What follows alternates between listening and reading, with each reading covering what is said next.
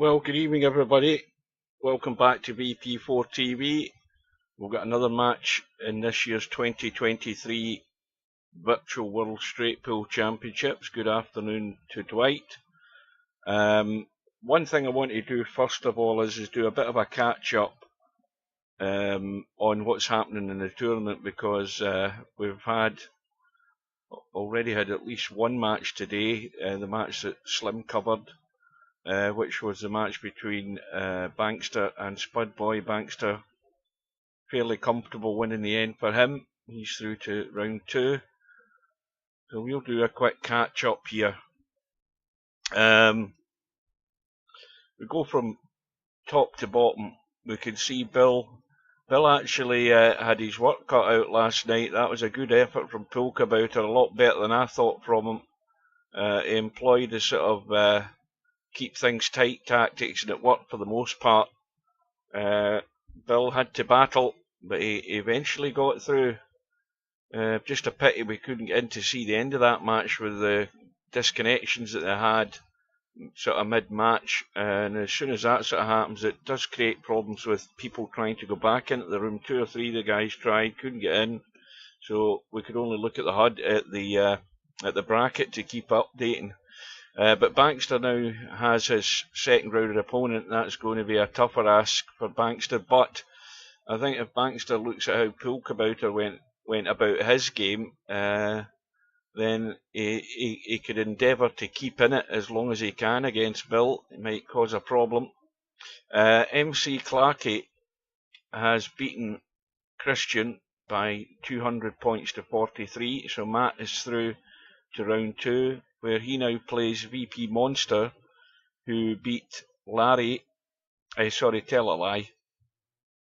He beat the Reedman, 200 points to 29. Very comfortable win there. And of course, mentioning Larry has gone to the one-loss side. Acero took him out, 200 points to 166. We've got a match still outstanding, Popman and Wanwa. No sign of either of them. Don't know what's happening there. Looks like it's going to be a forfeit either way. We have Cobra through to round 2. Of course, with that very tight win, Tommy almost had him. Cobra got through by just to 10 points. We've got the match coming up just in about 5-6 minutes time between LS3 and Semipro. Semipro, of course, had to withdraw initially because his PC was going away for repair. He didn't know how long that would be. Albinario filled his spot. Albinario, of course, did not get signed up in time, so he got the option of getting in, which he did, and then Semipro has got his PC back, so Albinario has given up the spot that he got, and Semipro is back in. And then down further beyond that, we've got Fast Eddie, who got advanced because Interchange X didn't show up. Eddie was there, and Slim was covering that match because I had got up early in the morning. I'd set my alarm. Slim was in the lobby, so I thought, well, if Slim's gone to the bother of getting there himself, then he can do it. But unfortunately, Interchange X was a no-show.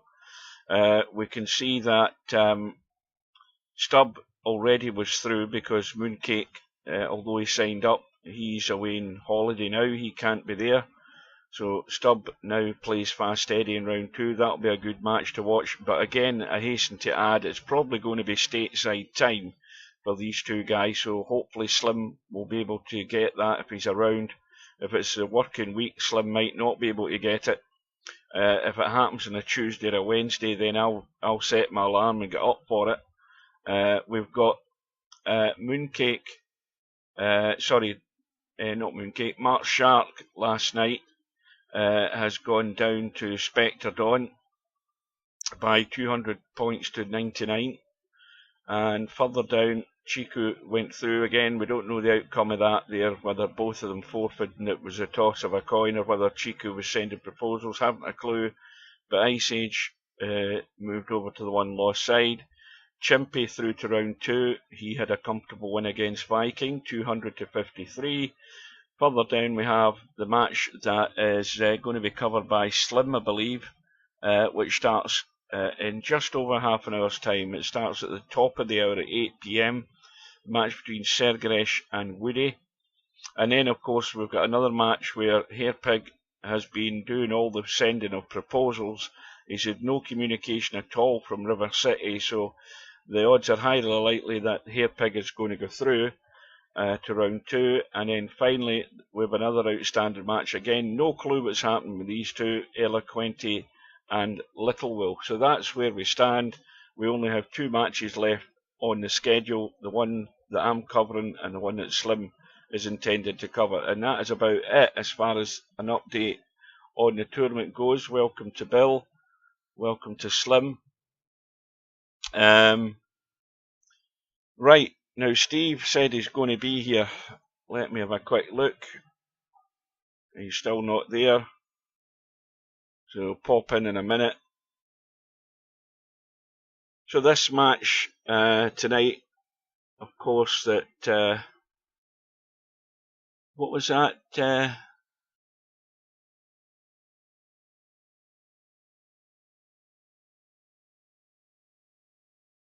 What, Blind Hog? I mean, is he awake? Yes, it's live. Yeah, it's a live stream of a recording that we did earlier. Welcome. Pay attention, for goodness sake. I don't know what else to say. What else have I got to say? Is there anything else I can tell people? Not really, other than there's hundreds of live streams on YouTube for Starfield. One guy I've been following, he was streaming for more than 12 hours yesterday, and he's already up to about 6 hours today. So he's well into it. He spent a good few hours constructing his starship, which looks a bit like a jet plane. But I mean, that constructing a starship, by the way, that can go on. That gives every possibility. Looking at it with the amount of things that you can put together, oh goodness me, you could just sit there for days building starships. So there's loads of live streams on Twitch, loads on YouTube, and no doubt there's a fair few on Kick as well, and any other platforms that are out there. So that's all the hype over. There are obviously 1 or 2 bugs in that game which they'll be fixing. There'll be patches coming out galore, as the usual thing with PC games, particularly a game from this publisher with the amount of hype it's had and the amount of people that spent an awful lot of money buying it, by the way. Games are getting very expensive. Right, another quick tab. Still no sign of him. He's cutting it fine. We're about 2 minutes away. He's probably eating again, no doubt. In fact, he will come in eating. Just a constant conveyor belt of food in front of him. He's got his own little inbuilt sushi bar. That's what I'm convinced. Brenda just keeps shoveling little plates of stuff onto the conveyor belt, and as they wind past him, he just keeps filling his face with them. Right. So welcome to Steve. Good evening. Right, so off the bat, Steve, straight away, you're not getting off the hook. Where were you when VP4 went down? Tell the truth. Playing golf, what else? I thought so. I told everybody that. And it was down for hours and hours and hours. So what's the story? What happened? Did the servers get washed out? Honestly, I'm not quite sure. There was some problem with HTTPD, which is the web server part of it, and I don't really understand what happened. So it's a little bit of a mystery to me at this point. So the server end can't say, this is what happened, we apologise, this, that, and the next thing.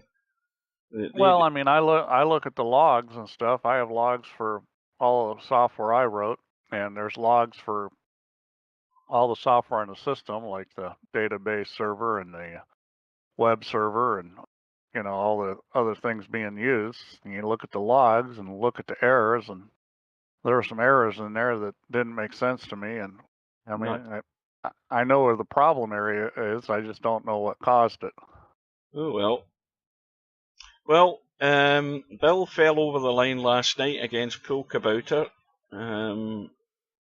Spectre Dawn, he's, I mean, he probably realises now there's a fair bit of learning to do in straight pull. I just thought, who was it he was playing last night? I've totally forgotten. But Mark anyway, Sharp. He was playing Mark Sharp. The two of them, I mean, again, I'm not an expert, but there were the occasional wrong shot, in my opinion, from both of them. Spectre Dawn, I think, had a high run of about 59. I think that was it. In fact, Mark Sharp came out and got 33. That was his high run of the night, straight off the bat. And then Spectre Dawn replied with, I think, a 59. And then there was nothing else after that. We've had Spud Boy against Bankster just in the last hour. Bankster's going through fairly comfortably in that one. And Slim is going to cover the other match that starts at the top of the match between, I think, Sergeresh and Woody. Now, the room is up. Let's get in. Well, good. I'm glad those guys got their match put together, because I was a little bit in doubt. So, what do you think's going to happen in this match? Well, I think LS3 has to stay. She has to stay interested. I think if she ends up going behind, she could maybe sort of lose heart, and I don't want her to do that. I want her to hang in there and try like hell. Yeah, I don't know how much. I don't know how much she plays. Now she's going to let Semipro break. Let's see if he does the stupid break and tries to make the corner ball. Looks like he's going to. He's breaking from a funny spot. Well, he's not called a ball, so. Yeah, he tried his funny break and didn't hit it hard enough. Semipro should win this easily. Like, it should be 200 to at most 100, except for a couple things. One is that Semipro doesn't always play in rhythm when he's playing somebody in a match like this, and the other thing is that I don't really think he knows how to play straight pull. I mean, he knows how to play patterns and he knows how to run a lot of balls, but in straight pull, you know, the whole safety game and when to play safe and what to do. I mean, he's got enough of an advantage against her that, you know, he should win like 100 to 30, 100 to 40. I don't think he will, because I think he's going to give her too many chances. Well, if that's the case, it's then about LS3 taking those chances, and then, like you say, knowing when to wind it in and duck for cover, and that's what she needs to employ. She needs to just try and frustrate Semipro and let him start taking risks. Because if it's a case of outscoring Semipro, then probably she won't. But the one thing you can do is stop the other guy from scoring a lot if you keep it tight. Yeah, Cobra takes way too many chances. He plays way too loose, which is why he's not winning these world championships. He needs to. Yeah, Semi, you said Cobra. I'll correct him, guys. I know he's probably thinking about eating, but he got mixed up with the names there. What did I say? You said Cobra, but we know who you were talking about. Oh no, I was talking about Semipro. So, is the chat fixed on Kick, or do I have to go to Twitch to get No. The chat? The chat will never be fixed in Kick. It's not a case of fixed. It's just that Restream, as I said previously, Kick is one of the outlets that Restream doesn't fully function with. It will work with Twitch if you want to see all the chat that way. Yeah. But if you have my live stream up, you'll see all the chat there, because I do, but it's hard to read with the size of the window I've got. I got a big monitor, but it's a 4K monitor. Without the text being bigger, it's hard for me to read it. And of course, did you get my little link that I sent you, Steve, about the hard work I did on behalf of Solaris and Virtual Pool 4? I'm amazed that I mean, I'm amazed that I thought I'll send an email and see what they do, because you know, the usual stop email reply. This is a bot sending an email. Don't send anything else. We'll get back to you. And within 2 minutes, one of the guys sent an email saying, "I will send it over to the guys that do it." And boom, an hour later, Virtual Pool 4 was listed on the games. You don't get if you don't ask. Cool. You don't get if you don't ask. So it's good to have it there anyway, so that way anybody looking for pool or anything like that, and that's why I stream to Steam as well. Nobody will be there, but occasionally somebody might stumble across it and it just puts it out there. That's all that matters. He needs to get this 10 ball out of here so he can shoot the 8 ball. I'm not quite sure what he's looking at. He got into the rack and got a few balls out, but it really didn't spread out much. I'm not sure why he's shooting the 14. I would shoot the 10 and try to get on the 8, because then you have the 14 in case you don't get there. I would have never shot that 14 ball at that point, because you know, you're not always going to get perfect, and if you don't, you may need that ball. Well, that's another way to do it. Maybe that was his plan all along. Well, he's got a break ball. Yeah, I mean, this rack looks good. Now it's just a matter of working through the rack. I mean, obviously the 4, 6, 12, 9 are the little puzzle there. Yeah, he won. Good here. You know, he got beat in the bar table final, didn't he? Semi-pro, I think, when he got to the bar table final. I thought he'd won it. Oh no, I know that Semi-pro has won before. He just hasn't won anywhere near as much as he should win. Yeah, he won the straight pool against what's his name? The two names. Whose name I keep forgetting. I mean, I forget everybody's name. He did win the bar table. I thought he'd lost the final. But for his skill level, he should be in the same sentence as Albin and Cobra. He should be winning a lot more of these. Yeah, he should be getting to the business end a lot more. He's got a tremendously high gear. He's just, you know, he has to play a better strategy. Well, most of the time he's beat himself. So the break ball is still there. Yeah, no, he's fine, and he's playing a really good pattern here. Now, the reason this is a good pattern is he can get really good on the 4 ball from here. You know, that 4 ball is no good unless you've got a ball like this where you can get really good.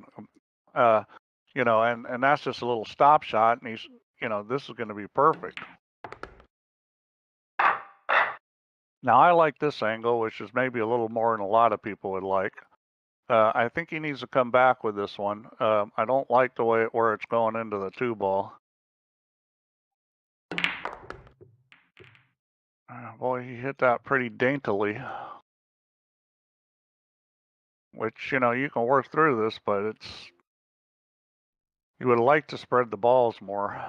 Yes, Dizzle and Franco, that's the names I was trying to remember. Welcome to Bedhead. Didn't see him there. Did he just miss that ball? Or did he make that ball? I didn't see. Oh, he made the ball good. Has he got another shot, though? That's the question. Yes, he has. Yeah. Well, you know, we've talked about going into the rack at that angle. You're taking a chance.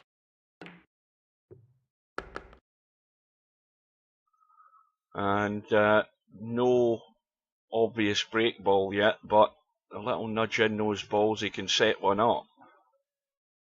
Yeah, I mean, the 6 ball is doable. You got to get pretty low down on the rail, but the 6 ball is doable if he has to. The 11 is doable too if you have a ball out there to get position on it. That's one of those precision kind of shots. He's going to move balls here. I think he should draw this, and that's what he's going to do. And there he's got the break ball now. Yeah, he hit that a little easy, but he hit it hard enough or he didn't get stuck. So I'd imagine he's going to shoot the 15 ball here. I'm not sure what he's looking at. I guess he's just planning. He's going to go shoot the 9, which is fine. I mean, this kind of thing, there's really no problem. So it's just, you know, a matter of coming up with a pattern. You know, you'd like to shoot the 10 ball and get it out of the way of the 7. The 10 ball also gets you to the 6 and the 5. You know, that's the way you have to start thinking these tables. Okay, well, the 7 ball goes in one pocket. It'll go in the other if I get to 10. I need to shoot the 6 and 5. Where how can I get on those? And he's going to go around the back of them, which is fine. I mean, it's a little puzzle, and this kind of puzzle you could solve it a lot of ways because there's so many options.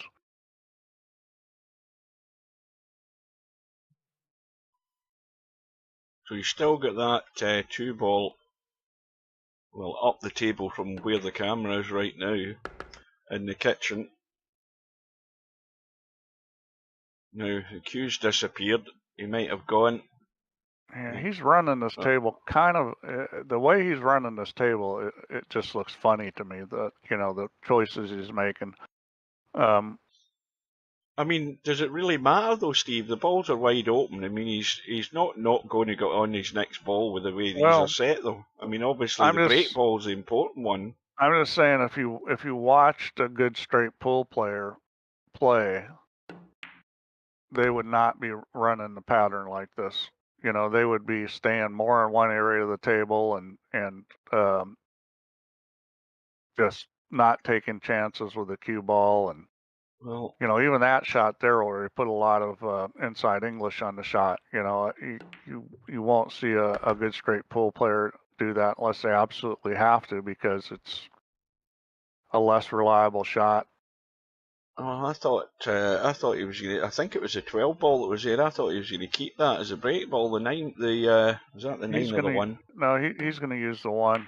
So what he's trying to do here is get on the 8 ball, which it's close enough to the side pocket that I would use this to. And what I mean by that, you know, if it's a few more inches out, then it's hard to get on because you have a small area. With the pocket this big, you know, you don't.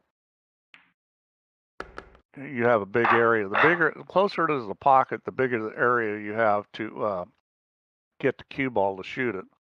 So I will go forward on this. He's going to go back.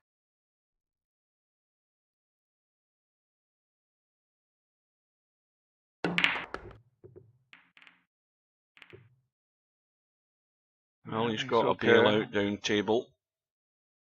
So, you know, at this point, he's been at the table enough that he's starting to get some kind of a rhythm. He's playing them maybe a little more cautiously than I've seen him play, which is fine. I think I'd like to see the pattern flow a little better. Let's see if he shoots the 8 ball here. Yeah, 8 balls. Ideal for just freeing up some more balls. This you want to put some speed on, because you're not going to move all those balls without speed. This is not a dainty one. And that's what he did. He hit it nice and hard.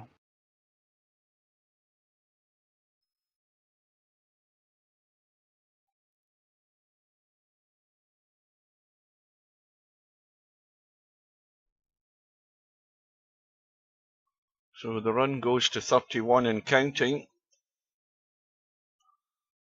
Yeah, I would expect, you know, semi-pro should be making, you know, many runs over 100 in this tournament.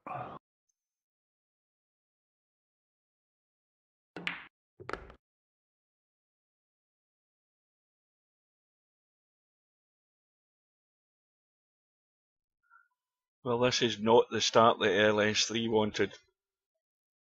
Well, I mean, this is what's tough about playing a good player, is that when you do get to the table and you get a chance, there's going to be a lot of pressure. You've got to count. Now, I'd like to see him get the 12 and 4 out of there, because that 14 and 11, you know, they're blocking balls into that. Can you shoot balls up table? Of course, but you know, if you watch good straight pool players, they don't shoot a whole lot of balls up table. I had a buddy that went and saw Mosconi do an exhibition, and he said he ran 150 balls and he shot like one ball up table, which is pretty amazing, really.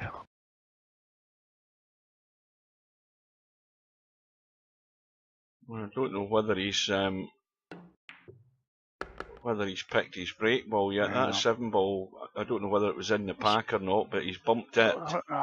Well, you know, he's moving ball. He's playing an awkward pattern again. You know, like coming across there hang on with a minute. all What those the hell's balls happened that there? you bump into. Don't know what happened there. What are you doing? I brought up a menu for some reason. I don't know what combination of buttons I hit there to bring up a menu. I think that was control semicolon.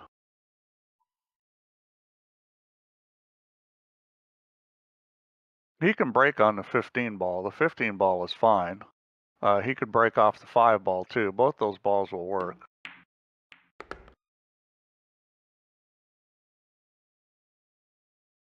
Yeah, he's...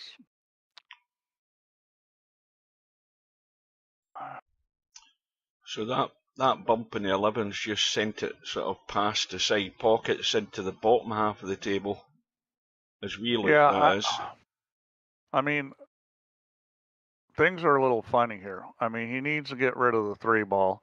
He's going to have to decide whether he's using the 5 or the 15. If he is going to use the 5, the 3 ball is actually in a pretty good spot. Because you can get pretty straight and just stop it and be good on the 5. And if you are ever going to use a ball that's far out like the 5, you know, that's a real important thing, is being able to you're going to have to get close to the rail.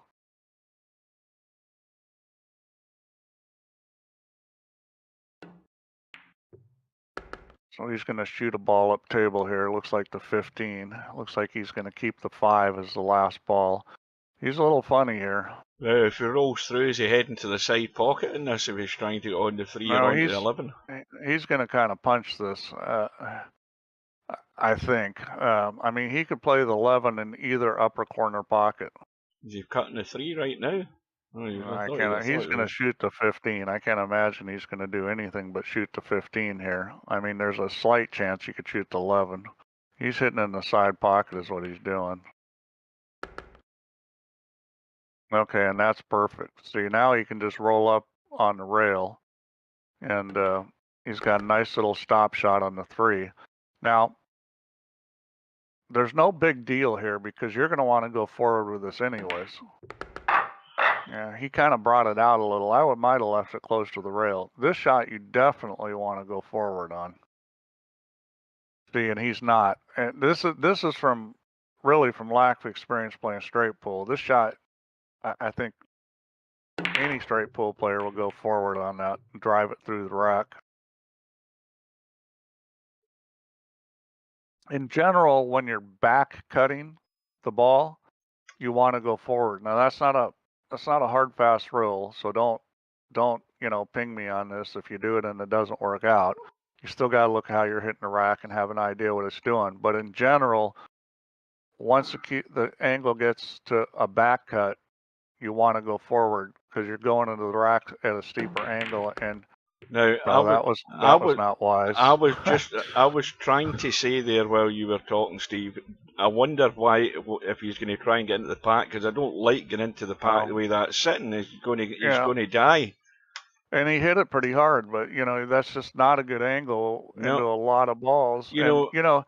This is not bad luck. This is his own fault for shooting that shot. He had that 14 ball where he could have got a nudge into 1 or 2, and now he's going to have to play the bank. I mean, he should have a fair chance of getting this in anyway. But well, I think he needs to put a little left English on this to make this. It's close. I can't tell. Yeah, he's fine. He's got it. Good shot. Well, he's not sitting great again though, but he can pot the 7 now. He could from the 7 have a nudge, but he might want to come around, try and get around onto that 14. Yeah, I wouldn't try to break him off the 7. That 10, no. Because it just makes the pocket small. I would just run forward on this. I wouldn't try to break him. He's going to break him, which, it's fine as long as you make the ball. I don't think there's a whole lot of danger. Well, he's got the 9 as a bailout. This is just threatening to go funny here. Well, and this is the way straight pool goes, though. It's the little things. I mean, eventually you end up rolling up bad, Yeah, or you're yeah. screwed. And the thing is a lot of times, if you don't play straight pool, you go, well, that was unlucky. But a straight pool player is like, oh, well, he shouldn't have shot that. He should have done this or that, because it's all a matter of percentages, and you want to keep the percentages in your favor. You take too many shots that you have a chance of coming up funny. Eventually, you're going to.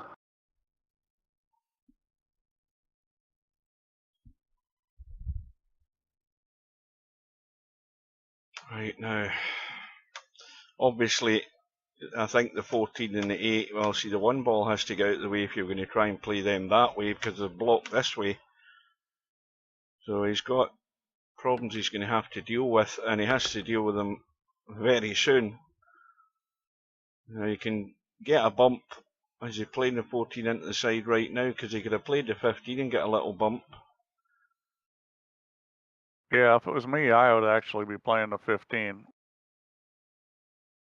Now is that the 11 ball that's behind the 10? Does it go? Let's have a look. No, it's a 13. It's fine. It goes. Not a problem there. And still might be leaving. Is that 8 ball at the back corner of the pack? Yeah, the reason I would have played the 15 there is because you had the 6, because you could come off those balls and head over towards the three clustered, but the 6 ball was your savior. Now, I don't know whether he was trying to keep the cue ball so that he could, behind that 6, so he could play the 13 there and just nudge those 2 balls. Well, I think he just came up short on that. He's okay, because he wants to stop this and then shoot the 13. I think he's okay. He came up a little short. Yep. Mm-hmm. And the reason the 13 is so important is because that opens up the 10 and the 12. It's like the key. I'm not sure why he's not just shooting the 13 now. Go 13 and come back for the 2, and then from the 2 go to the 10 and 12. It looks like he's just trying to come into the gap between the 8 and the 13. I don't get that. I mean, I would have definitely shot the 13 there and gone 2 rails around, and then shot the 2 and come back for the 10. See, he's in the same spot he just was. It's like,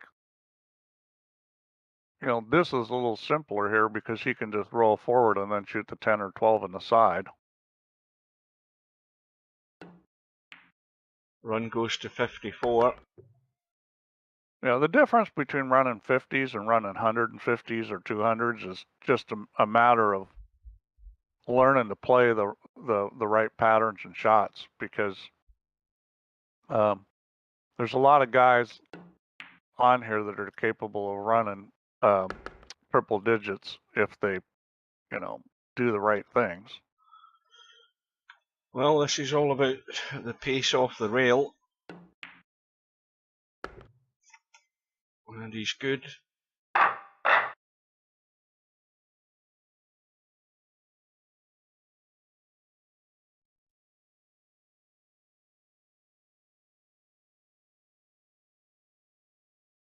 Yeah, this one I would back up.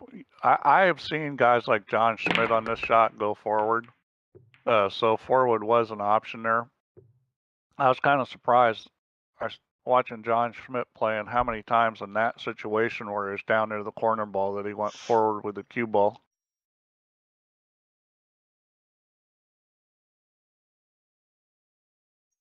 Well, the two shots that he's got, well, he's got 3 shots. I mean, if he's going to play the 6, he's going to brush the 3.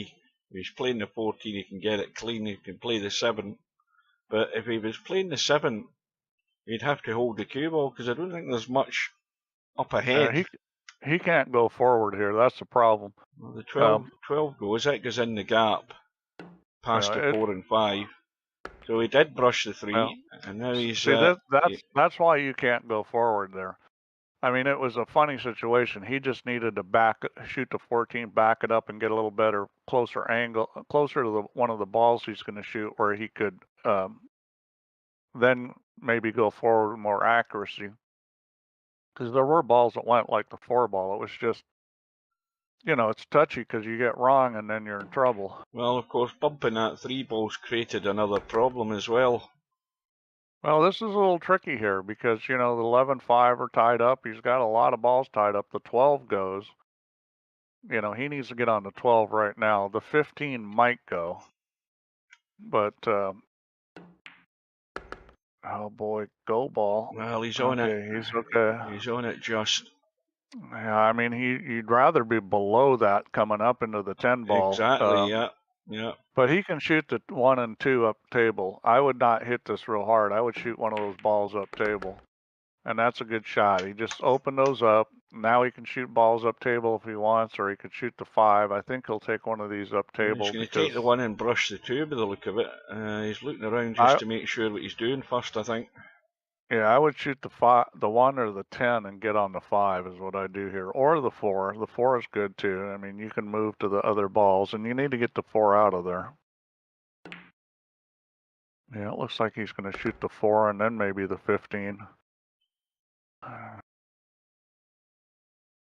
Now, has he committed to the 9 ball, I wonder? Well, if he has, it would be nice to bump the 13 out. He's going to leave himself a little bit of a cut on the 15, but, you know, that's not anything of a problem. Looks like it. Yeah. Well, the 3 ball's going to go. Is he going to try and pinch in it? And I don't think he can because he's not the right angle in this 3 ball for nudging that 1 and 2. You got to be a little careful here. If you're going to shoot the 15 and run into those balls, you can't hit it too easy. I mean, shooting a 3 might be a better idea here. Now, if he gets this bottom rail here where these 3 balls are, he can obviously deal with the 1 and 2 easily enough. Yeah, well, I think he'll come down and shoot the 11 because that's what you want to do in this situation. Shoot the 13 and play for the 11. And that's what he's going to do.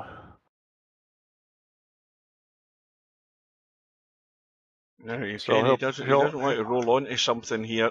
He needs to get a bump. No, he's going to bump a ball. Yeah. Now he's got that option right now. Yeah, I think I would shoot the 1 ball right now. He's just rolled up good on it. He's looking at the 2 ball, which I don't like as much. I would shoot the 1 ball because you can shoot that with some authority and pull it back and slide it over. So I didn't like that shot just because, you know, of where he's going to end up on the 5. That 1 ball would have been handy to get on the 9 for the break shot. Yeah, he's got a little work to do here. See, now the cue ball's got to travel a bit. I would not go behind this 9 ball. And he didn't. Good. He was getting enough English on that. I was worried about him bumping the 9 ball. So he's either going to be stunning up the table off this, well, whatever it is he's going to play, or he's going to go a couple of rails. You want to go to the rail here. You want to go behind this, because if you stun it, it's too easy to get straight, and that's what he's going to do. This is the right shot. And that's well done. And that's a nice angle. This one, most straight pull players would go forward, although the 9's close enough to the rack that I would probably not go forward on this. I'd be a little scared of how it's hitting the 2 ball. Well, he's good. Yeah. Now, you know what would be handy? Now, this is just another idea that's come into my head, Steve. You know what would be handy in these big straight pull tournaments? If you had a rack counter, you know what I mean? When a player's on a run, like he's on 72, but unless somebody's out there counting, we don't know what rack this is. Is this the 4th rack or the 5th rack? Or you work that out by the amount of balls it's potted anyway. Just divide by 14. Oh, sure. I need to get my phone out and get the calculator going.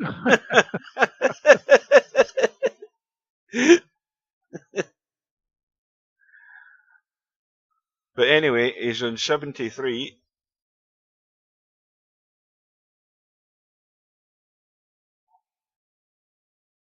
Well, no sooner have you said that, Hogster, than you'll miss one.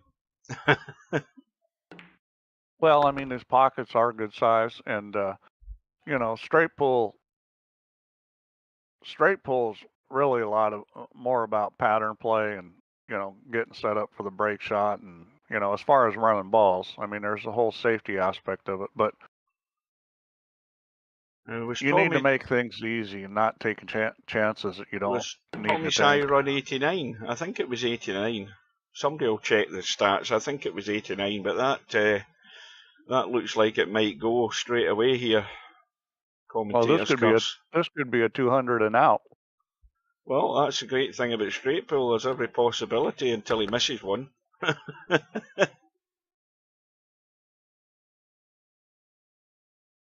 I think, you know, as far as pocket size go, you know, the bigger pockets are going to help some players more than others. I think they're going to help Semipro a lot. I've played a lot of tournaments on tight pockets, and I play good on tight pockets, but I've kind of surprised myself at who I've beaten on big pockets, because I've never felt like I had a lot of advantage on them, but I actually play pretty good on big pockets. So, I mean, the thing you got to understand about playing on big pockets is they're big for everybody. So, you know, if you're somebody like an LS3, when you get to the table, you know, you have to take advantage of those big pockets, you know, because obviously Semipro is. And Larry's correct, because Semipro didn't get to a rail and lost a point very early on, so it will be 201. Yeah, it won't be a 200. It won't be a 200 now, because, well, he broke. So I mean, it's like when you break, you're not going to run out from there unless you make the ball. I mean, typical what you see on that is the other player breaks and then the guy runs out, which if you go look on YouTube, I'm sure there's some of those on there. There's been quite a few runs of 150 in competition. Yeah, there's bound to be they're usually 150-point games. It's a lot harder to do than you would think. You know, you think, oh, the pockets are big, the balls are easy to make, but, you know, the nature of the game and the traffic and, you know, breaking balls and getting a break shot, and, you know, it's not that easy to do big runs. And he does. I don't think he's ever going to go forward. Well, he's on 84. This one I might not, just because of how high the 2-ball is. So I would just stun this one. Oh, hang on. Well, he's got the bailout again, up table or down table. However way you're looking. That would be up table. That's always up table. That's the head of the table, so that's always up. From a streamer's point of view, from a streamer's perspective, that's down table. You don't talk about it like from which direction you're looking. The head of the table is always up table. That's well, he's nudged at 11 and 7. Yeah, he's fine. I mean, he needs to deal with the. Well, he's dealt with it. He's dealt with it, but again, you know, the cue balls just, once you make that move and you hit those balls, you're not really sure where the cue ball's going to end up. Yeah, he really didn't separate them enough, but I mean, he can shoot the 11-7 combo. You know, same thing with the 12-13. You either need to separate them or you're going to shoot the 12-13 combo. So I will say this about straight pull players. Straight pull players shoot combinations and caroms and all those kind of shots really well. Oh, that was the wrong way to play that. He's lucky he didn't get pinned behind the 13. Mm-hmm. You come off that 12 and go behind the 13 and get stuck on the rail.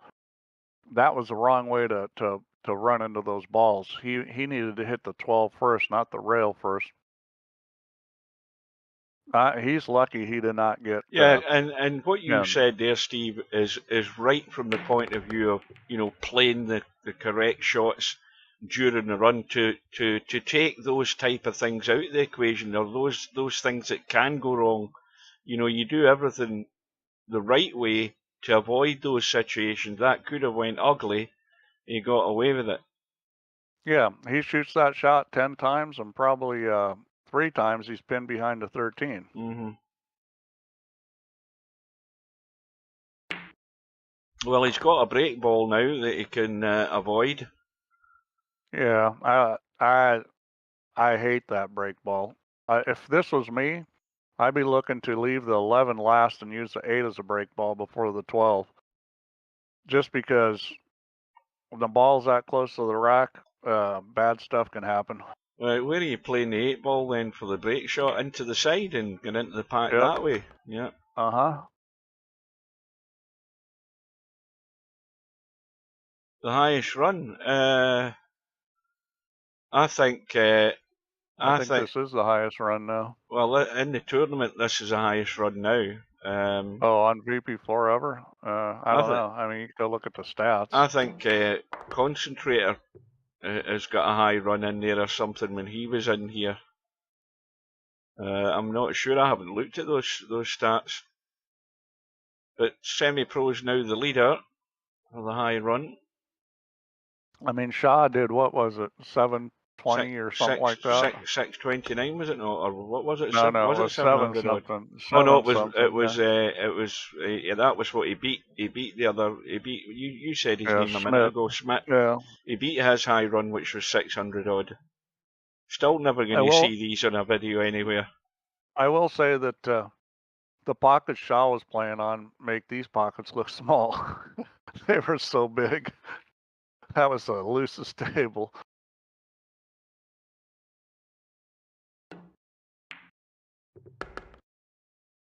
Well, he just way overran that. I think he was going to shoot the 5 next. He's in trouble here. He's definitely not using the 8 as a break ball now. He's using it as a bailout. Yeah, well, he's in trouble now. He wanted to shoot the 5 next. He's going to have to hit a good shot on the 5. He may leave the 5 for the break ball.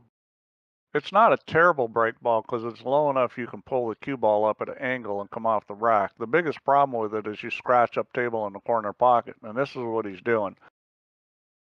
Yeah, he's going to come off the side rail into the side of the pattern, and that we've seen that a lot in one of the earlier versions of this, where it comes off that pack and heads to a pocket down here. It'll go down in the corner pocket where the butt of his cue is a lot of times. So you got to hit this with draw, and you want to hit it with a lot of left English. See, he didn't put the left English the other way. He's gone the other way off the back corner ball. That was his own fault. He needed to put left English on that and get the ball to pull back. Yeah. He didn't put any. I was right behind it. He would just put straight draw on it. That was just the wrong way to hit that. Well, the high run for the tournament has been made, but he's fallen short, just 3 short of the century. 97, and now LS3 has to get motoring. That just cost him some $V. Or of course he'll get past that anyways. I mean, this is just his first attempt, his first outing, his first turn in this tournament. He ran 96 or 97. I think it was 97. Yeah.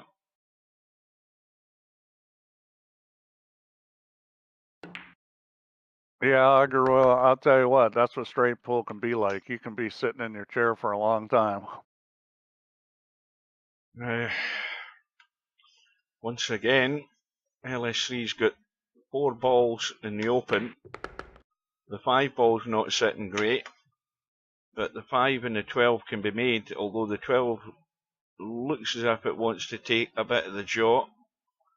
But, yeah, I think the 5-4 combo is close. I think the 5-12 is slightly better though. Oh, she's run into stuff. So the 4-ball is actually not a bad shot to shoot here because you get a lot of speed into the rack. She may not like it, but it's, you know, all you have to do is make it, and the cue ball is flying into the rack. I shoot that shot actually quite a bit when I play straight pool. I think she's looking at using the 5 or that, is it the 12? 13. No, the 12 there to nudge the triangle that's sitting there. Oh, If she can yeah, get on that 12. Yeah, the 12's yeah. better. She looks Well, like you see, I'd be playing the 12. Ball. I'd be playing the 12 now because you know, you might never get on it as good again, even though you're at distance. Well, I would have played the 4 a long time ago because, and now I'd play the 4 here too. I would not play the 12, and the reason why is you can get a lot of speed into the rack and get into that 7 ball. It's going to bounce off that and go to the other long rail. So you can come into the angle with a lot of speed. She's going to play the 5. You're losing a break ball, although the kind of shot I'm talking about, you might lose it anyways. Watch the cue ball. Now, see, that's too out of control. Yeah. One of the things Semipro was doing, he may have hit a few a little bit on the light side, but he was not, you know, turning the cue ball loose like that. Well, she can, I think, see the 8 ball to pot it. I think she's and okay. That's what I'd shoot. Shoot the 8, shoot the 4, get that out of there. The 1 ball to break ball. Once the 4 is gone, the 11 goes.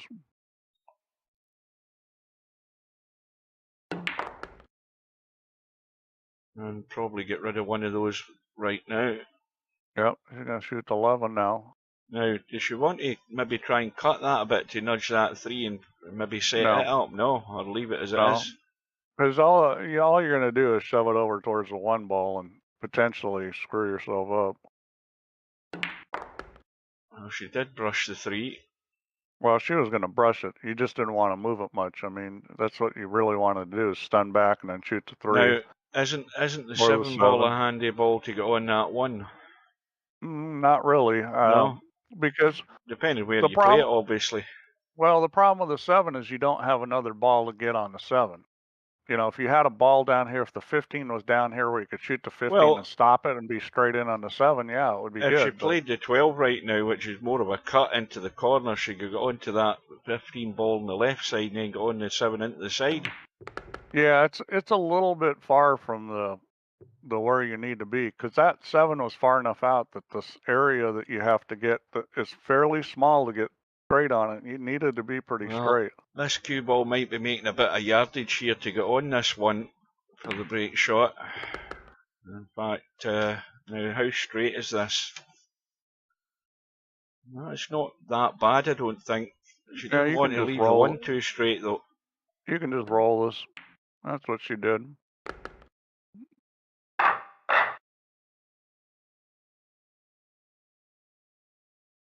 So, this is one you're just going to stun into the 9 ball.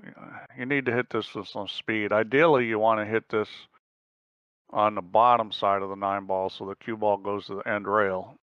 And I think that's going to almost for sure going to happen. Bit of pressure on her here because it's her first break shot. Yeah, but this is a pretty easy break shot. I mean, you're more likely to miss this in real life than in VP.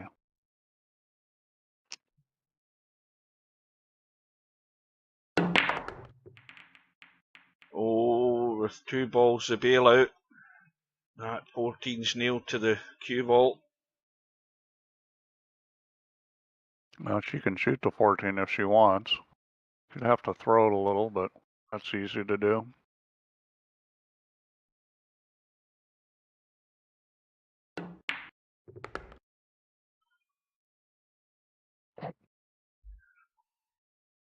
Well, so far so good for LS3. She's gotten through the first rack, which is a huge thing because if you had any nerves, you know, that's where they're going to show up. She's got a rack under her belt, and you know, maybe she'll run a bunch of them.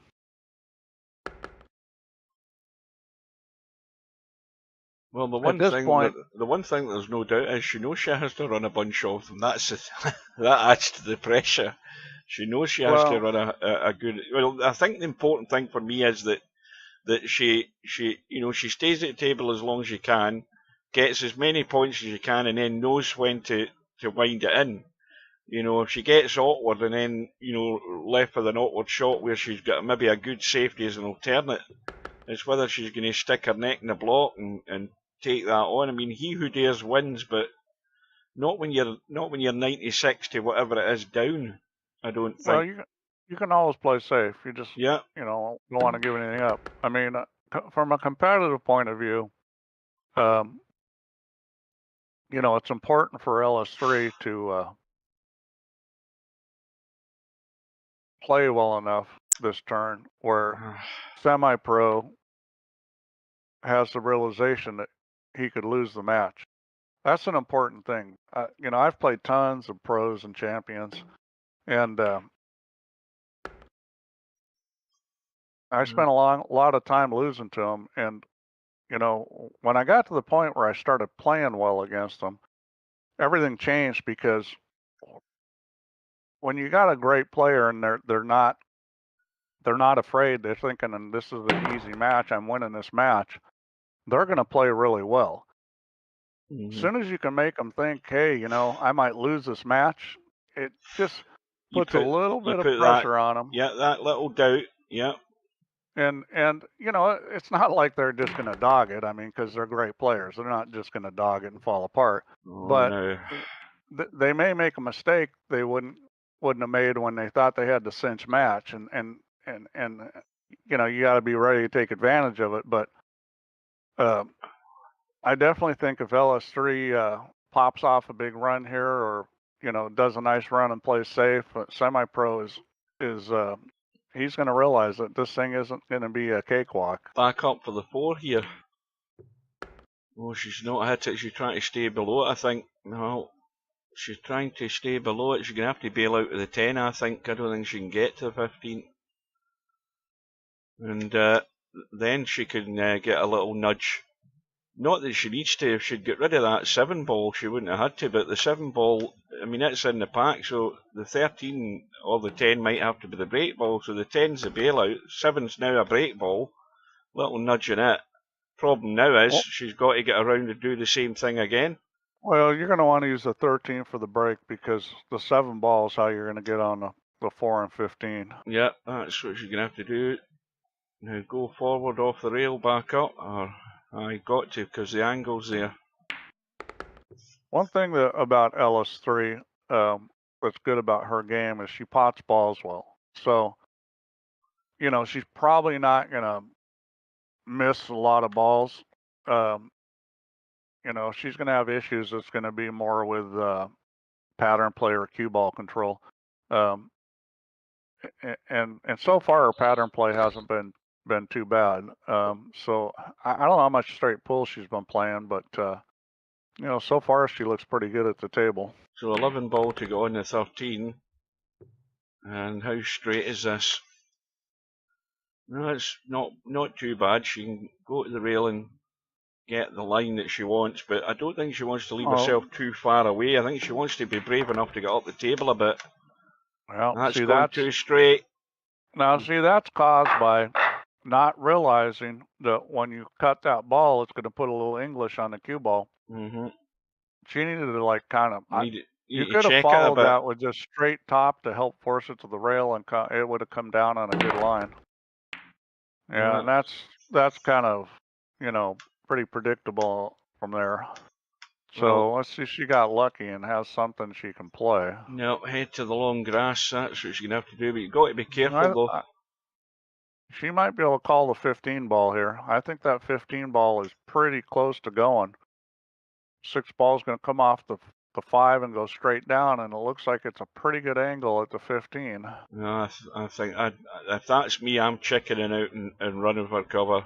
But I'm a bit worried about the 14 here, though. Oh, that's way too hard. What's she doing? See, look at that. Well, mind you, where she's finished is Semipro. He might take the bait here. You wanted to put that on the end rail. You didn't want to do that. End rail. That was my ploy there, but I think Semipro is going to take the bait here. Maybe she saw the 10-3-14 was sitting pretty good, and she didn't want to put on end rail. But if she would have put it on end rail down by the corner she was going to, I don't think he would have shot that. No, Semipro's not taking it. I don't think he doesn't really have a shot at anything.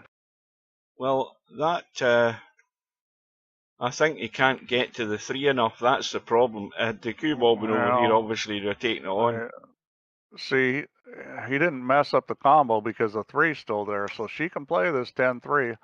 I'll tell you what, I would shoot this 10-3 every single time. I think the problem with that 10-3 is from where the cue ball is. The problem is that you've got to get this perfect because that 3 is going to hit the 2. If you hit that straight line, it looks like it to me. You don't look at a straight line. What you do is you line up the 10 ball on the angle that's going to make the 3, and you pick a point on the rail, and then you shoot the 10 ball at that point. That's how you play that. You don't try to, that's too hard to look at it and see the whole combo. You just get behind it and you see which point on the rail the 10 ball has to go to make the 3. It's not, if you shoot this kind of shot enough and you understand how to make it so you're just aiming the 10 ball, which is really all you have to do when they're this close, then the shot's really not that difficult. And she overcut it, and that's going to cost her. I think it was a good shot to shoot at. I mean, if she would have tried to play safe, unless she was going to move the 3, Semipro would have probably shot it.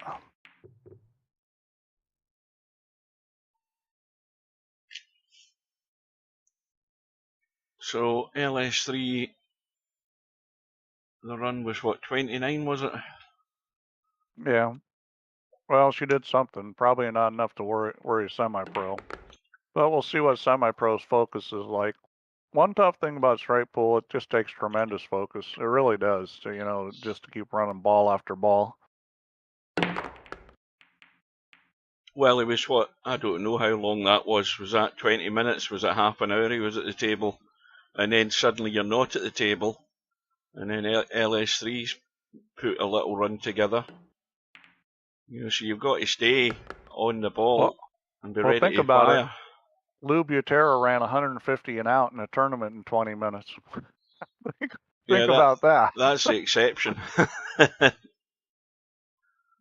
There's a reason why his nickname was Machine Gun. Yeah, rocket powered he was. Oh, that's not going to get to the hole, is it? Is it? Oh, yes it is. So, if you guys want to watch some great straight pool, one of the guys I go look at is Steve Mizarek. Mizarek, Siegel, maybe Buddy Hall, Jim Rempe for sure, Alan Hopkins. There's these older guys that back in the day, that's what they played was straight pool. That was a big thing. Everybody knows Steve Mizarek from the light beer commercial. Do they play that light beer commercial over in the UK? No. Nobody knows who Steve Mizarek is in the UK, Steve. Nobody that isn't an older pool player. That's what I mean. In the States, they played this commercial for at least 5 years of Steve Mizarek's. They had the light beer. What was it? What more taste, less filling, or something like that. Did they have him advertising it as light beer when he was like 350 pounds? Well, he was still pretty hefty then, but they had him, and he shoots this trick shot with a beer in front of the corner, and ball comes around and he lifts it up and it goes in the pocket. It's a pretty good trick shot. It's in virtual pool. The trick shot library has that shot.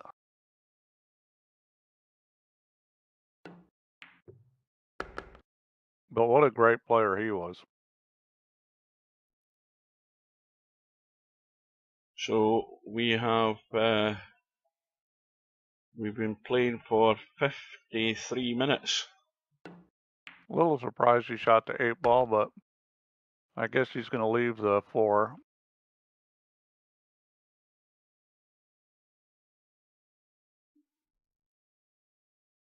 this is going to be interesting to see how he gets on this break ball. I think he's probably going to try to get straight in on the 2, and so he can just roll forward a little and shoot the 10. That's my guess. I don't know what the hell he's doing. That's a terrible spot to be. I think it was 97, Bill. Was it 97 or 93? What the hell is he doing? Oh, I guess he's going to play for the 2 ball. Yeah, this should be okay. 97 it was. All the way to the rail. And that's good there. That's perfect. So again, this should be going forward, and he won't because he doesn't seem to know forward. I'm just really surprised. Any of you guys watching this stuff, you start practicing those kind of shots, forward's better. Well, he's got less chance. One into the side. Going forward there's almost no chance of scratching, and you'll spread the balls better. You know, the way he's hitting that, there's a potential scratch in the corner, and look how the ball's spread. I mean, that's, you know, really not that great.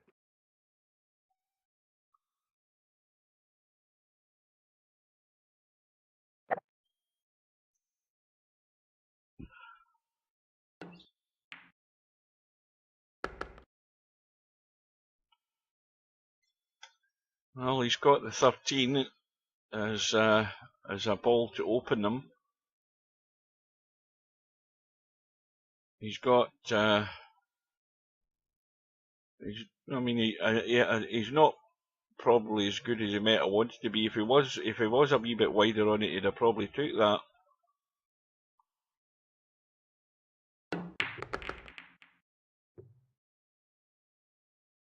And he decides to go off the 9 ball. Well, that worked out well.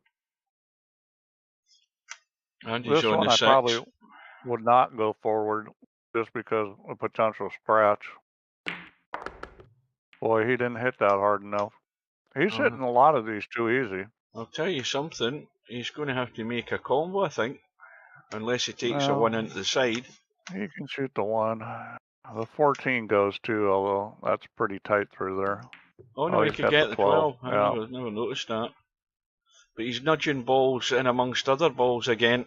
You know, he's creating problems. As soon as he's got rid of one, he's created another one. Good straight pool players don't bump a lot of balls like that for just that reason. You're just going to cause congestion, unless it's a very controlled bump. Hog, you think you're typing in the stream, but you're typing in the room now.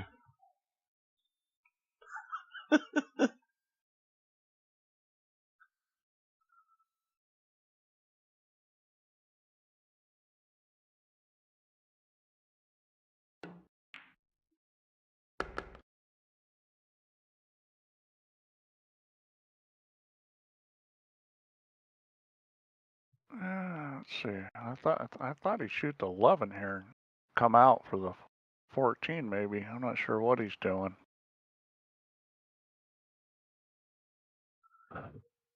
Could even shoot the 11 and try to get a break ball there, but I think that's a bad angle for it. 1 ball's at the head of the pack. 8 ball and 14 are in the pack.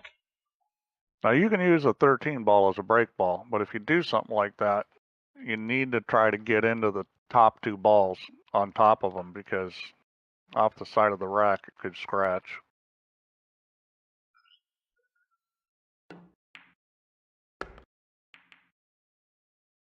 He's now nudged the 1 into the pack. He might have to work with He might have to work with a 5 ball here as a break ball. He was trying to make. You bump the 8 right here. It's sitting perfect to bump the 8 out. You shoot the 11, come off the end rail, and just bump the 8 right out. And it's safe because of the 1 and 14 sitting there. This is a very controlled shot, just nice and easy.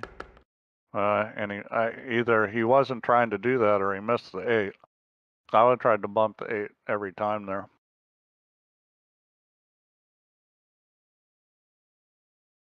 I think he may just be leaving the 1 ball, which the 1 ball will work. You just have to be a little careful on the shot. It's so close to the rack.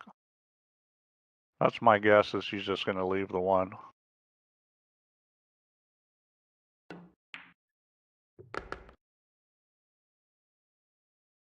Yeah, that's kind of a funny angle.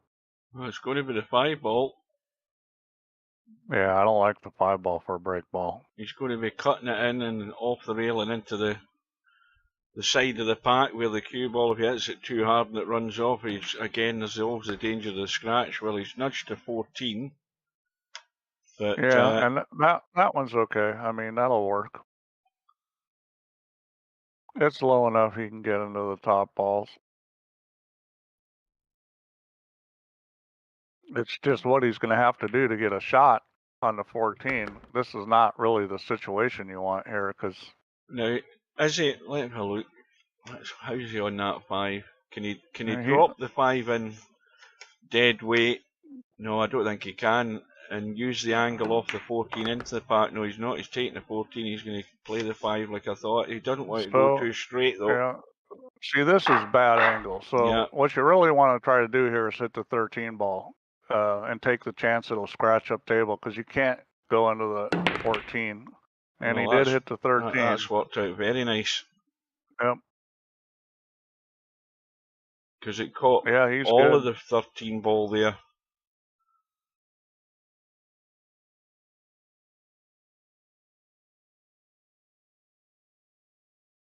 Well, I suppose Semi-Pro's next target is to win the match with 2 scoring visits.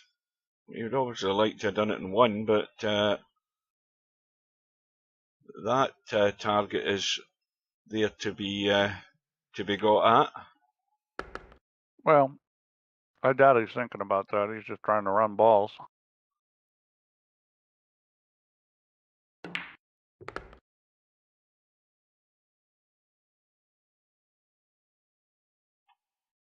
Again, the way these balls are sitting, that 9 and 11 aren't anywhere near set. That's definitely going to the jaw, going from that side.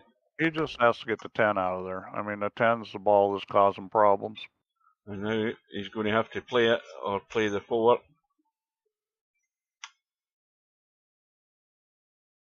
Yeah, the biggest problem here is hitting the 12, which is going to make the cue ball go funny. If you hit this thin enough, maybe you can avoid it, but I think he's going to hit the 12. Well, he did avoid it. Now, hang on. And he's come out a little funny. Now it's a time to perform shot. Yeah, it's a thin one in the 12. I mean, you still expect him to get this in, but he's running loose. Well, he can run into the 9 ball and kind of control the speed some. Well, that was reasonably well controlled. No, it was very well done. He shot a kill shot there. That was really well done. And I guess semi-pros learned to, not turn the cue ball loose. Stubb, on the other hand, would have blasted that. Yeah, that's what it is all about. I mean, you don't run the cue ball unless you have to, and unless you're really desperate. You never run the cue ball. Speaking of Stubb, where is he? Well, don't. I mean, you probably just opened up a can of worms saying that, Steve. You better come in the room and get the mute button ready. I'm gonna nuke all noobs and all that stuff. Right. Well, it's going to be the 4 ball then. Yeah, I think he would have liked to use the 13 to get on it, but he may not be able to at this point.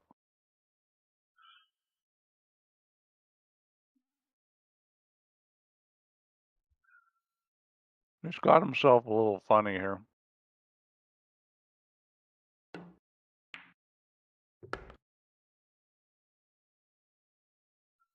Yeah, and he's a little funny again. He's got the wrong angle on the 13, and he's funny. I mean, yeah. And these are the little challenges that, you got to work out. He looks like he's going to go forward. And he kind of put a little hold on that cue ball. That was really well done. Well, now he's good. Just needs that's to not come the back shot a you bit. want to shoot, but if you hit it like that, everything works out. Needs to come back a wee bit. He's okay. Well, he's got enough. This angle's fine. He's going to need to draw this. A stun could scratch, a draw won't. Yeah, that's good. Well, that 8 ball's now sitting good to just nudge that cluster of 3 where the 8 ball is. I like the speed he hit that. Get him separated. Now, I mean, if that's me and I've just broke, that's the first thing that's in my mind. Is where this 8 ball's sitting at some point to get on it, just to get a nudge. But yeah, well, I think he wants to get the 15 out of there for sure before he does that. Yeah. I mean, it's possibly working your way around to it. Yeah. Well, deal with other issues first. It's just getting balls that those balls could end up on top of, and that 15 ball is blocking a lot of balls regardless. Yeah. Oh, yeah, I don't think that's where he wanted to be. Yeah, that's no good. Is he going to cut behind the 9 and play the 9 next? No, he's played it. Was that a 12? Yeah, now the 9 would have been a good ball to actually roll a little further forward and get into those balls with. But he doesn't have that option, I don't think, from this angle, or not. It's not a good option from this angle. Well, he's going to play the 8, but he's dead straight on it, so you know he's looked at the 8. But I think I would much rather leave that 8 where it is for the time being, unless you're guaranteed you're going to get something else. Yeah, he's okay. going to do it now. He's going to do it now. Yeah, you just don't want to hit this real easy. It's going to get a little speed on it, make sure. You could mess up your break ball here. He's avoided it. That's a good shot. Well, the run goes to 47, or now 48. The second run, that is. Well, remember I said he should beat her like 200 to 30 if he plays the right way? That's becoming a possibility.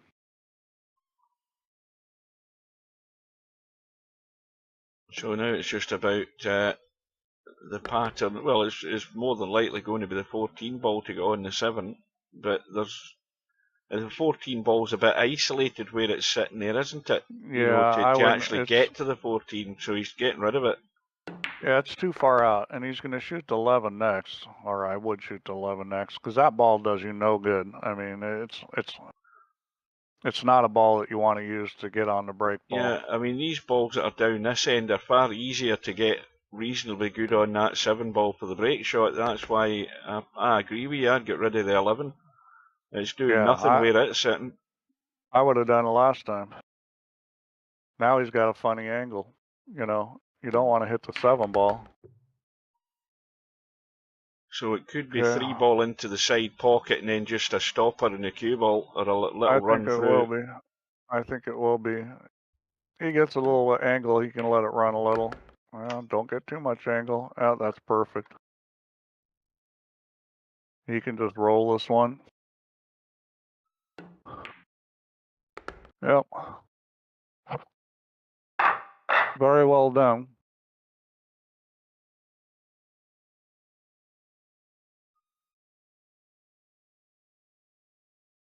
This one, I would probably go forward on myself. It was borderline too close to the rack for it, but well, that's a good break. Fine, he's good. That's a good break. All the balls have all got nice gaps between them, and you can really pick these off without touching anything here. Yeah, he's got a problem with the 5-8, 15-10. Those balls are all kind of sitting together, and they don't go in the other pocket. So yeah, but even the 14 ball, if you go on the 14 ball in such a way, you can just nudge something, but you would maybe need to nudge it a wee bit firm, because you don't want to nudge balls onto the rail and stick them in one another doing that. Well, here's a potential chance right here on the 6 ball to roll forward, bump to 5. Gotta be a little careful, you could get funny. The 14 you would like to keep as a break ball.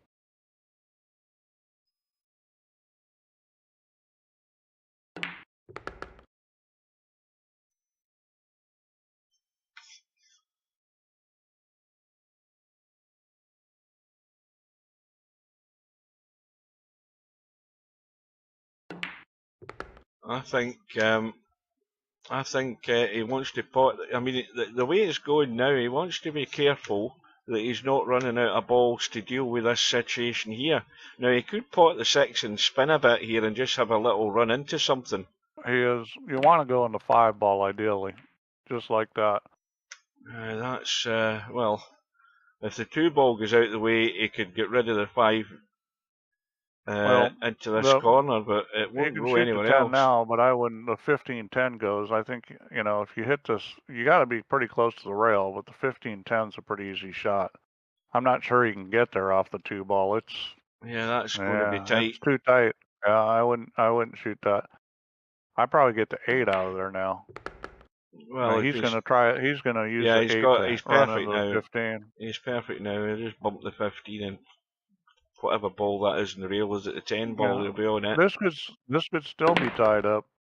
Well, it's improved the situation slightly, but that 15 ball's tight in the rail now.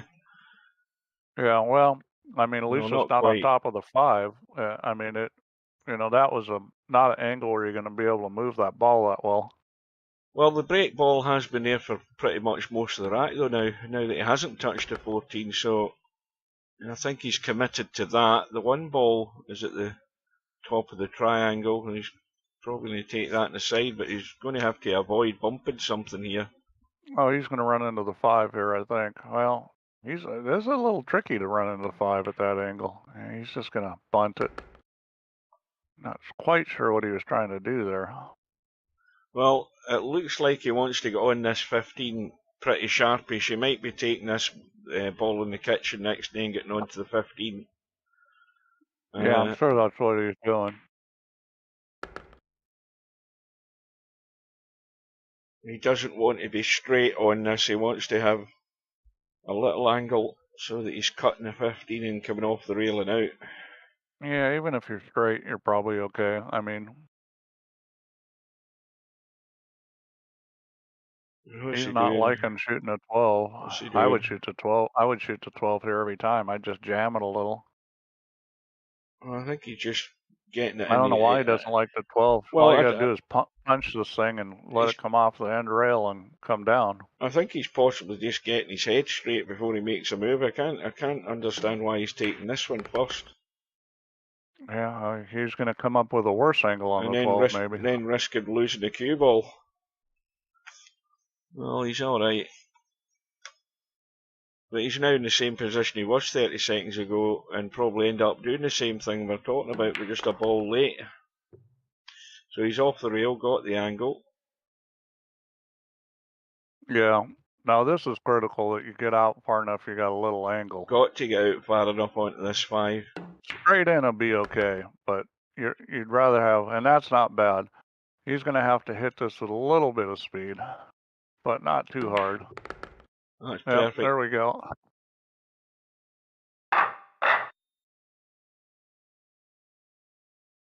So the run now is 69. This one I'm definitely drawing. He's got a little bit of draw on it, which should be plenty. Bonus ball in the break. And he's got options. So it's the run to the finishing line now for Semi-Pro. He goes to 167. Run goes to 71. In fact, he could beat his high run here in his second visit, pretty much. Second scoring visit, of course. What do you need? He needs 30, 70 to 32 he needs. Yeah, he could still get to the 100 here. So I suppose that's a nice little target to aim for running out. And 2, half decent contributions to win the match.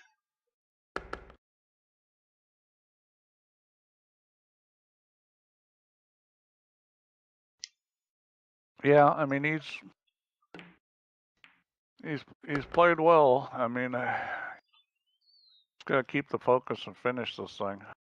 Well, he knows that that he's hot favourite to win this now that Albinario's not in it.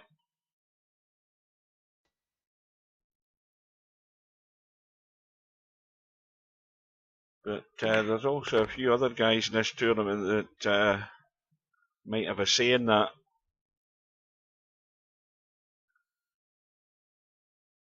Yeah, well, we saw Tommy play pretty good. Cobra plays pretty good. I mean, I think I'd expect Cobra's going to get stronger as the tournament goes on. You know, straight pull, he's not a game he's super familiar with, but, you know, the more you play it, the better you're going to get.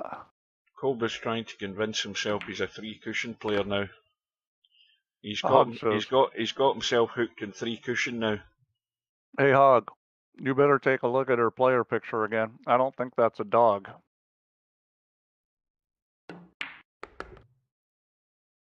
Yeah, the problem is we might not see her player picture again this match. It's not looking like we're gonna.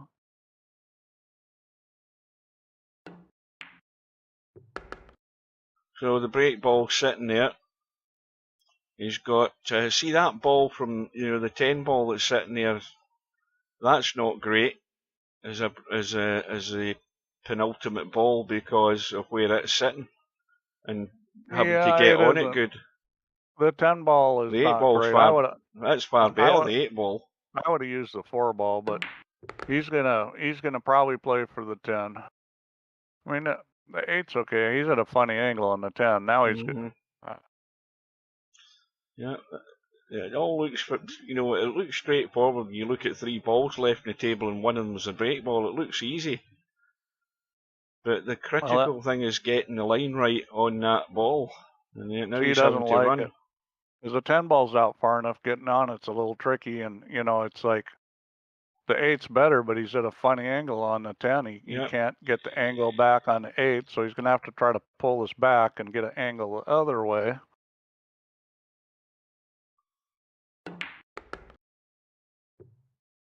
And that's what he's doing. He's going to take the angle. Now, the good thing about this is you can run this on a real good line where you've got, 3 feet of run out, but you can get good on the 6.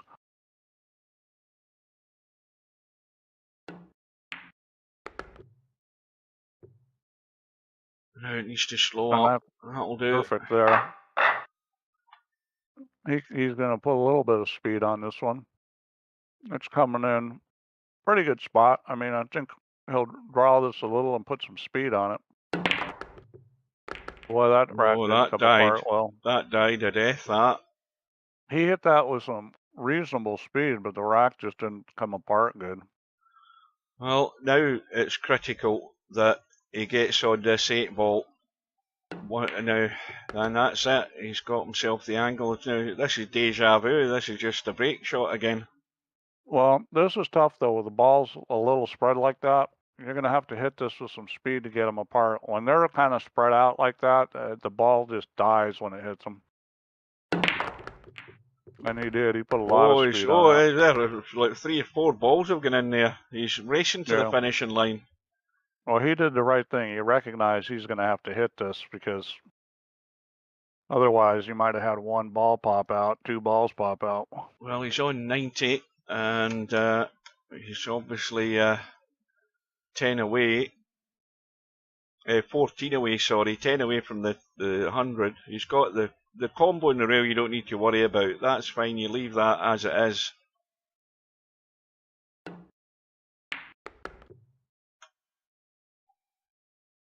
I hope that 2 ball goes. No, it doesn't. I think he's trying to get on the 10. Or he might be trying to leave the combo right now. I don't know. He might be trying to get on the 10. Well, that's not very good. And I don't know what that was. I'm not sure whether he played for the combo or whether he played for the 10.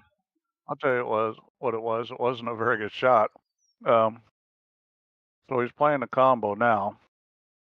He plays position on the 1, the 10 on the side or the corner. He's going to go on the side, I think, but he got the double kiss on the 1. Well, the 2 cuts into the side. The 2 does go. 10 goes up table and he can get a bump on the 7 or the 9. In fact, he'll probably hit both of them. He's going to hit the 9, and then you're right, it might slide off into the 7. Except he's drawing it, so, oh no, he's not drawing it. He's going forward, but he hit it hard. Well, the 2-ball will work to break. It's not an ideal break ball, but you can break off it. The 1-ball will also work for a break ball. If it was me, I would use the 2-ball to get on the 1-ball. I like where that 1-ball's sitting. And so, I like Coldest Pillow's positive outlook in life, because I think poor LS3 is dead and buried here. And that's what he's going to do. And in this 1-ball, you know, again, you got to hit this with draw and left English. You got to get the cue ball to come back. Yeah. We've seen Semipro not do that. Uh-oh. Oh, Whoa, I think he's just there and no more, but he's got to dig in here. Yeah. And he's putting some left English on it. Yeah, so you're going to the rail and then firing it back. Yeah, hit this with some speed. Oh, yeah, he didn't get it to come back good. He's okay, though. He's okay. He got a break there. Yeah, it just didn't come back off the rail very good there. So 99, this for the century, of the 100, the run. And he's on the match ball. Well, not tell a lie, he needs 4, doesn't he? What am I doing? I thought he was in 199 there. But it's definitely the new high run to beat. And, okay. Well, he just got funny. He's got the 9-ball, though. Yeah. He's done what he's set out to do, is scoring. And he's played well for it. Okay, the patterns are different from what everybody agrees and disagrees, but he's put the score on the board. Hey, Coldest Pillow, it's pretty hard to come back when you're sitting in your chair.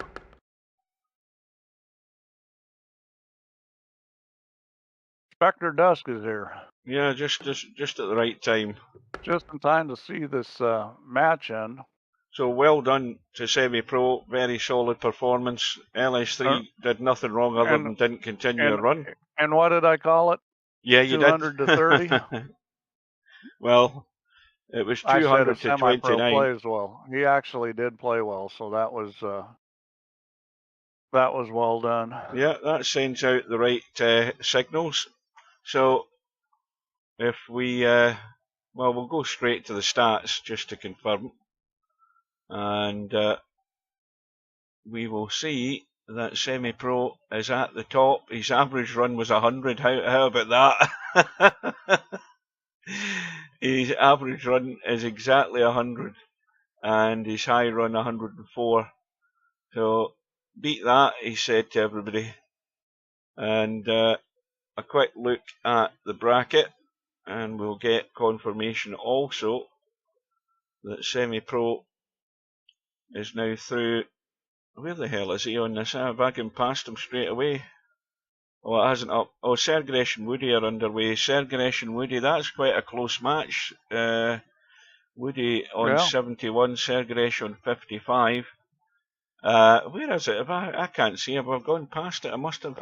Yeah, because he's now playing. Oh dear, we've got a match on in round 2.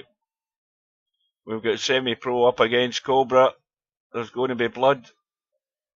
That'll be a match to watch between those two.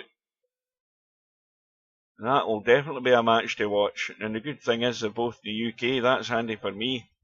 So it is. So I do believe that Slim is covering that match. So if you want to watch that match, guys, Steve might want to jump ship and dive into. Has he got the? Let me check. I'll just check on. No, he isn't. Slim's not in his commentary booth, so he's just going solo at the moment. But anyway, that is all the matches for today. Again, just double checking the schedule. We've got nothing there, and we've still got those 2 I think there's at least 2 outstanding matches. Popman's been nowhere to be seen.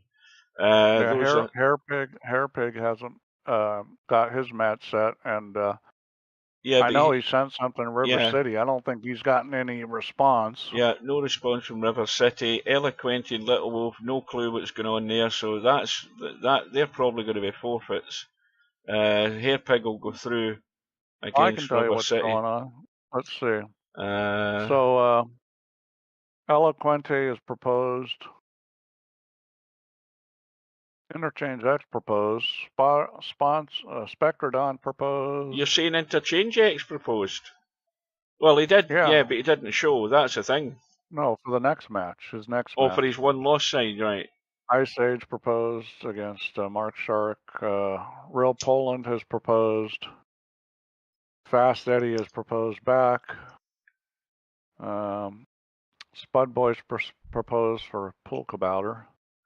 And Mr. Bill proposed against Bankster. So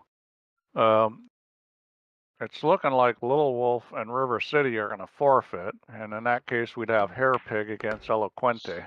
Well, I would keep an eye out for that match with Fast Eddie and Stubb, because that's going to be your time, Steve. More than likely, it's going to be just sort of early evening US time. That'll be like midnight my time or beyond. So hopefully Slim can get coverage of that. It just that could depends be a good match. Whether he's busy working. Meanwhile, Woody's at the table. He's just started a run, so there's nothing in this match between the two of these. This could maybe run very close. But that is going to be it from me, chaps. So if you want to... no, Stubb's not playing tonight, I don't think. They've not arranged anything. Cobra's away for 5 days, he's just said in the chat. But again, what's the deadline? Let me have a look. What's the deadline? I think you've got plenty of time yet, Cobra. Where are we? September the 14th, so this is only, what, the 3rd? Is this the 3rd? What the hell's the day's date here? Well, Cobra, if you're going to be away for 5 days, you should send a proposal now for whenever you want to play when you come back. Yeah, this is the 3rd, so you've got 11 days to get it arranged, so 5 days away is not going to do any harm. Should be fine for that, and of course, you're both local, you're both in the UK, there's bound to be a time where you can both get it arranged. Right, so that is it, chaps, from me. Thanks all for joining us. If you want to join in the coverage of Slim, he's on Twitch. You just go to Twitch, and if you're already a subscriber, it will show in your left-hand side panel. If not, just go to Twitch and type in One Pocket Slim, and that will take you to his channel where you can subscribe. And then whenever you go to Twitch and whenever he's live, you'll just be able to drop in directly from the left side panel. All that remains to do is to thank Steve for joining us. Thanks to everybody else, and take care. And I will bid you good night. It's up at 4 AM again. We will see you later. Good night. Good night.